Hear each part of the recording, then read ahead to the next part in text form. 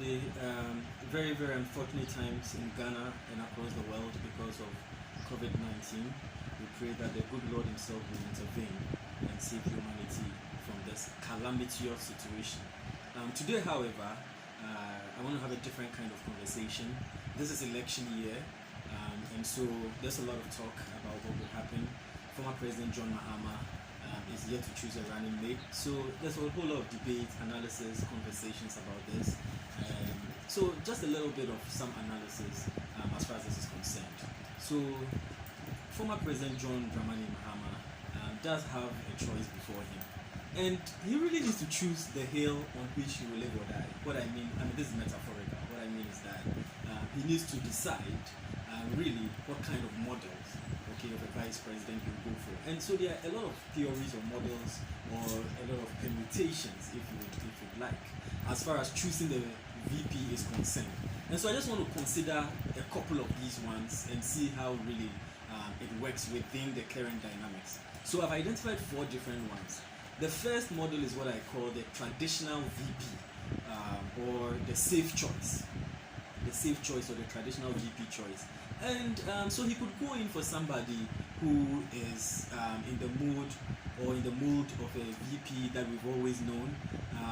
We call this the do no harm choice, right? So somebody who is gentle, somebody who does not overshadow him, somebody who really does not bring a lot of drama to the ticket, but at the same time the person is mature, the person is very well measured, and the person also meets the presidential bar. That means that such a person is ready for prime time. The person can fill in for the president if he's not there. So this is really a safe choice. And the thing about the safe choices is that sometimes they also reinforce the candidate's strengths as well, and so they gel and they work together. At the end of the day, the president needs a governing partner, not somebody who will come and overshadow him. And so because of that, the traditional VP choice has often been one of the guiding lights that has guided presidents, not just in Ghana, or presidential candidates, not just in Ghana, but across the world, particularly in the US. So this is the first one. And the second option he has is what I call the make up for my weaknesses choice, okay? So, or make up for the candidate's maladies. So normally presidential candidates will select somebody they believe will make up for their weaknesses or for certain qualities that they probably do not have, and so they will choose somebody like that. So for instance, Barack Obama chose Joe Biden because of his foreign policy weakness, right, and all of that, to make up for that. So former President John Mahama can do a profile, political profile of himself, and find out what are those gaps or those weaknesses, and select somebody to fill it. From the conversations that we've been seeing, and I would also base this on the Kwesi report and things within the public sphere, you can readily say that there are perceptions of corruption around him, and corruption was a big part of the conversation in 2016. So that's something he needs to address. There were also issues about the kind of people who were around him, right? So cordiality or courtesy. They were not former President Mahama himself, but the conversation was that people around him were arrogant and all of that. So he needs somebody who would be very humble, right? Somebody who would be very humble, very well measured, very cool, calm, and collected. Okay, so that's the first one, and I believe that one of the important things that he also needs to make up for in terms of the weakness is that, and I'm basing this on the discourse within the campaign season, the NPP succeeded in putting a frame of incompetence on him. If you do the content analysis and you find out what are some of the key words, the catchphrases that remained during the discourse of 2016, it is that frame of incompetence or that frame of competence sort of. So I also do believe that in a campaign, framing is very important. It's a theory that deals with the major ways in which people are shaped or perceived or constructed. So that is something, and sometimes it's perception, but it is out there, and so he needs to address that. So the 3 C's, if you like: competence, cordiality, and then also corruption. So these are the three C's which he needs to really address. He can decide to choose somebody who is a person of integrity, or who people perceive as being having great integrity, somebody who's very well measured and then very well qualified or competent person. Now the third one is what I call the game changer, or the campaign altering choice. This is somebody who comes in and really immediately changes the dynamics of the race. Okay, so it is somebody who probably is very, very charismatic, is somebody who people really do not expect. In fact, this, I would call this the risk choice, or the reset choice. That means you want to reset the race.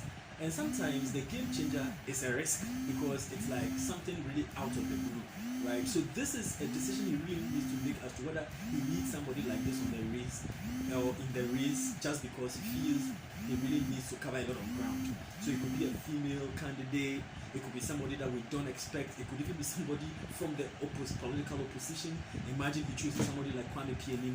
It could also be a political outsider, right? A political outsider. So somebody nobody really would go in for. Maybe Patrick Ewa, or these are just names I'm throwing around. I'm not saying it's going to be them. So we are doing the modeling or the theory thing now. So, but of course applying it to the practical or the reality. So it could also be that somebody who is just a political outsider, or somebody who is just we don't expect at all. Now, the fourth option that he has is also to make a decision based on demographic or geographical choices, right? So, of course, politics is about numbers. And so if you feel that you are weak in this region, or this place, or among this tribe, or in this geographical space or demographic space, you can choose somebody who can make up for that. And so Joe Biden, for instance, is saying he wants a female to make up for the female demographic group. But former President Mahama can decide to go in for somebody based on the regional balances or imbalances in the country. So we do know that his stronghold is not necessarily Ashanti region. So he could choose somebody from Ashanti region, for instance, to make up for that demographic group. And I've heard some strong arguments for that. So these are things that he can do, or these are options that he has in order to make sure that he gets in a lot more numbers as far as the presidential race is concerned. So these are the four different options that he has. But remember, he's not bound to do that. He can actually combine all of these four. Better for him, all the better if you're able to find somebody who actually fits into all of these four. Somebody who is very well measured, somebody who has the potential to become president. The person is also competent, the person is likable, well respected, somebody who also makes up for a certain demographic or geographical imbalance sort of, and of course somebody who is likely to excite or surprise your political opponents. You see, I believe that if he's able to combine all of this, all the better. And let's not forget about the grassroots. The Kwesi report, for instance, showed the disenchantment among the grassroots. So this is somebody who must be acceptable to the grassroots as well, or connect to the grassroots. So I'm sure by now some names are coming up. I don't want to mention names. Of course, I have some names in mind, but I don't want to mention names for now. But these are the sort of permutations that you may want to consider as far as choosing a VP is concerned. It's very interesting. The VP is the second most important person in the country, and so this public discourse, some of the public discourse is also important, just to contribute to the conversations and all of that. So tell me what you think, whether you agree, whether you disagree, what is your take on this? Of course, in a very civil manner. This is just a conversation we are all having. So let me know what you think as well. Don't forget, Joe Biden in the US is also looking for a vice president. So perhaps my next video will address the options available to him. We'll try to analyze that as well. It's a very interesting time where both countries are doing they have their elections coming off. So it's a very interesting time to have all these conversations. Thank you very much for listening, and stay safe, everybody. God bless.